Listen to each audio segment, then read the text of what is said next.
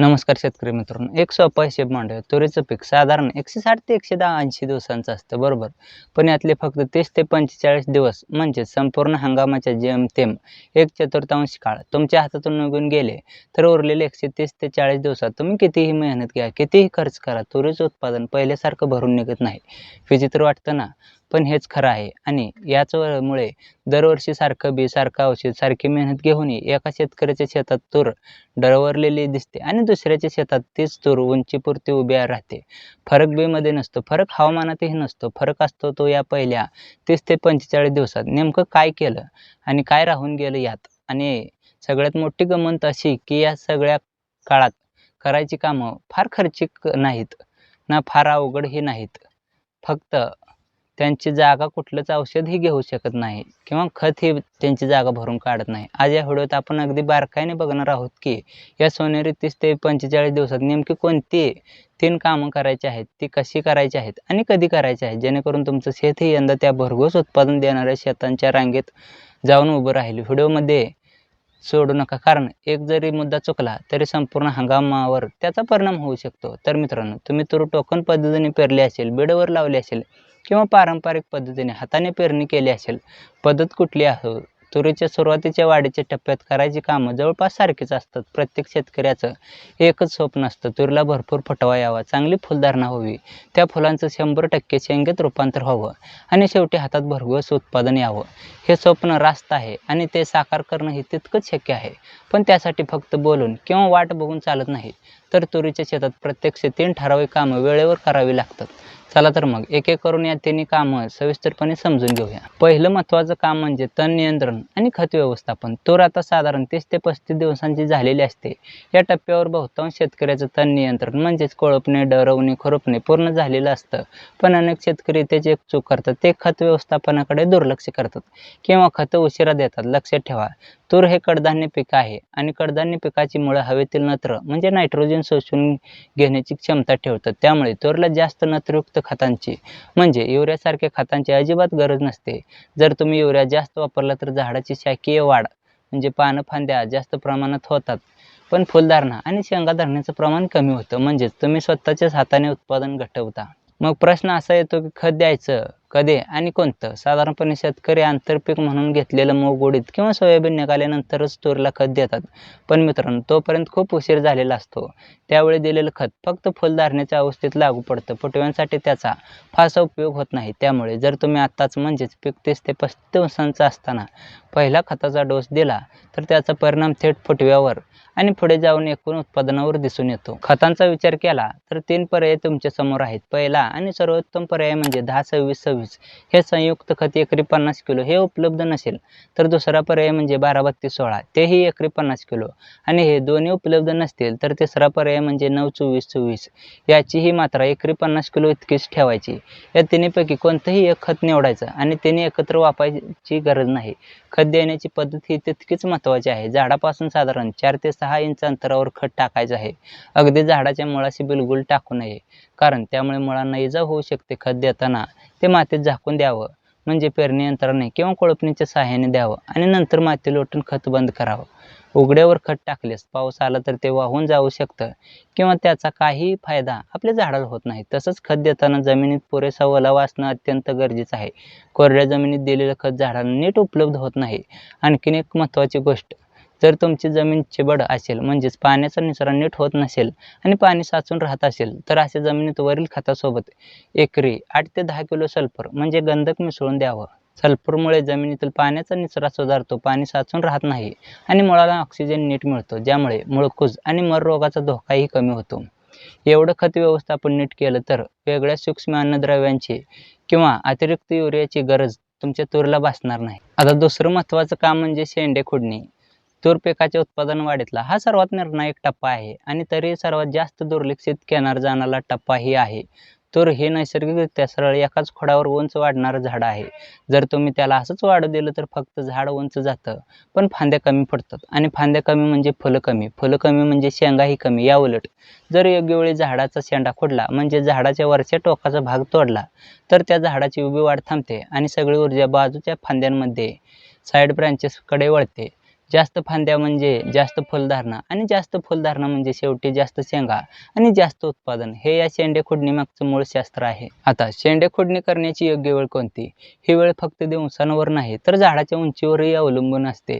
साधारणपणे पीक 30 ते 40 दिवसांचं झालेलं असतं आणि झाडाची उंची 1.5 ते 2 फुटापर्यंत पोहोचलेली असते, तेव्हा शेंडे खुडणीसाठी योग्य वेळ असते. जर झाड अजून लहान असेल, 1.5 फुटापेक्षा कमी असेल, तर घाई करू नका, थोडं थांबा, कारण खूप लवकर शेंडा खुडला तर झाडाला अपेक्षित तेवढी ताकद आलेली नसते आणि त्याचा उलट परिणाम होऊ शकतो. त्याचबरोबर वेळ टळून गेल्यानंतर उशिरा शेंडे खुडणी केली तरी उत्पादन वाढण्याऐवजी घटण्याची शक्यता जास्त असते, कारण तोपर्यंत झाडाने आपली ऊर्जा वरच्या दिशेने वापरून टाकलेली असते. शेंडे खुडणी करण्याची पद्धत तुमच्या शेताच्या क्षेत्रफळावर अवलंबून आहे.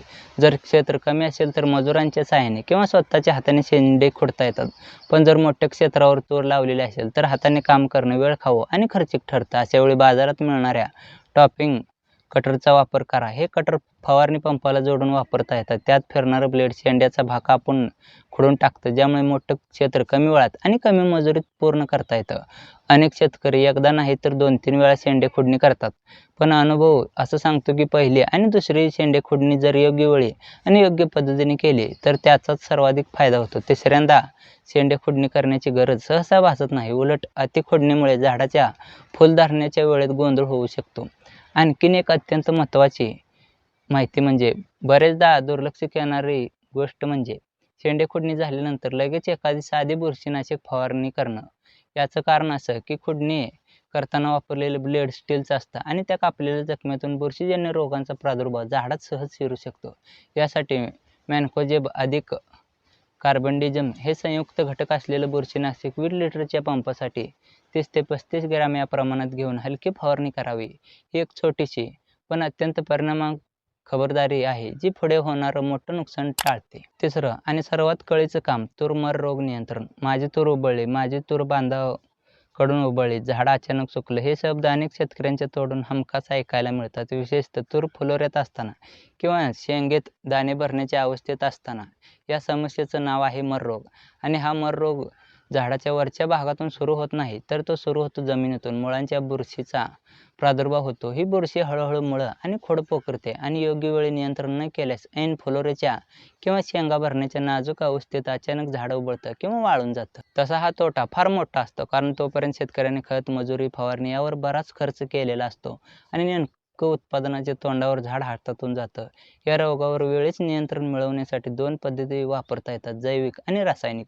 जर तुमच्या शेतात अजून मर रोगाची कुठलीही लक्षणं दिसत नसतील, म्हणजेच तुम्ही प्रतिबंधात्मक उपाय म्हणून हे करत असाल, तर जैविक पद्धत निवडायची.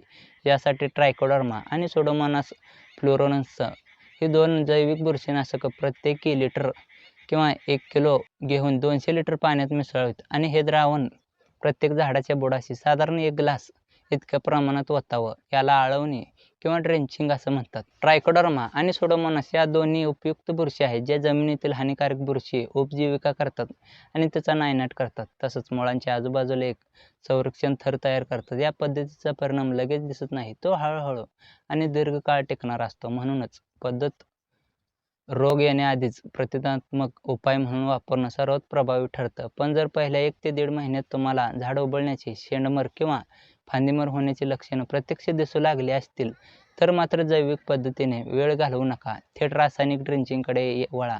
यासाठी मेटॅलोक्झिल अधिक मॅन्कोजेब हे संयुक्त घटक असलेलं रेडोमिल गोल्ड हे बुरशीनाशक एकरी 500 ग्रॅम या प्रमाणात 200 लिटर पाण्यात मिसळून प्रत्येक झाडाच्या खोडाशी 1 ग्लास द्रावण या पद्धतीने ड्रेंचिंग करावं. रेडोमिल गोल्ड उपलब्ध नसेल तर थायनोफेट मिथाइल 70% हा घटक असलेलं रोको बुरशीनाशक ही तितक्याच परिणामकारकपणे वापरता येतं.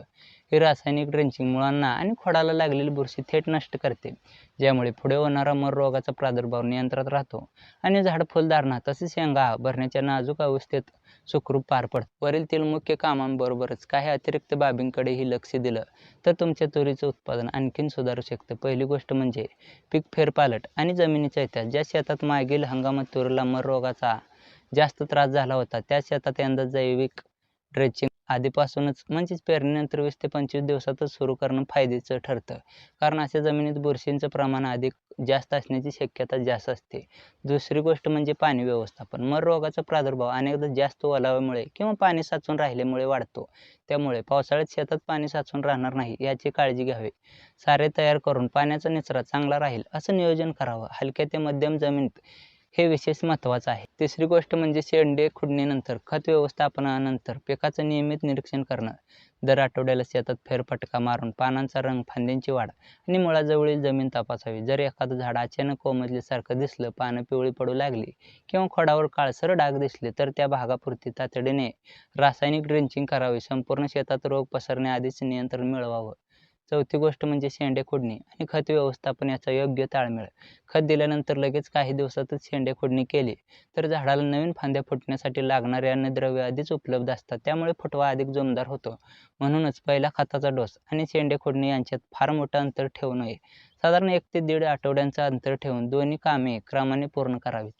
तर मित्रांनो, या 3 कामांकडे स्वतंत्र गोष्ट म्हणून न बघता एक साखळी म्हणून बघा. तण नियंत्रण आणि खत व्यवस्थापनामुळे झाडाला योग्य वेळी योग्य अन्नद्रव्य मिळतं. त्यामुळे झाड सशक्त बनतं. सशक्त झाडावर योग्य वेळी शेंडे खुडणी केली तर त्याला भरपूर फांद्या फुटतात आणि फुलधारणा वाढते.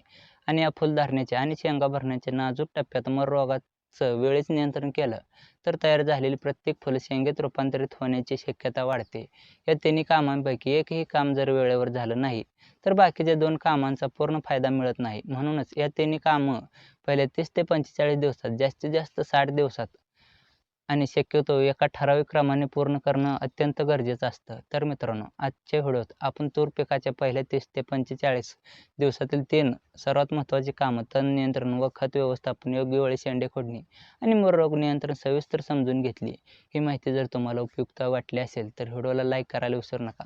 चॅनल सबस्क्राईब करा आणि नोटिफिकेशन बेल ऑन करा, जेणेकरून तुरीच्या पुढच्या टप्प्यावरचे म्हणजे शेंडे खुडणीनंतरची पहिली फवारणी, फुलधारणेच्या वेळी द्यायची काळजी आणि शेंगा भरण्याच्या अवस्थेतील नियोजन हे सर्व व्हिडिओज तुम्हाला सर्वात आधी तुमच्यापर्यंत पोहोचू शकतात. त्यामुळे चॅनल सबस्क्राईब करून ठेवा. जास्तीत जास्त शेतकरी मित्रांना हा व्हिडिओ शेअर करा, जेणेकरून त्यांच्याही तुरीला यंदा भरघोस उत्पादन मिळेल. पुढच्या व्हिडिओत भेटूया. तोपर्यंत नमस्कार.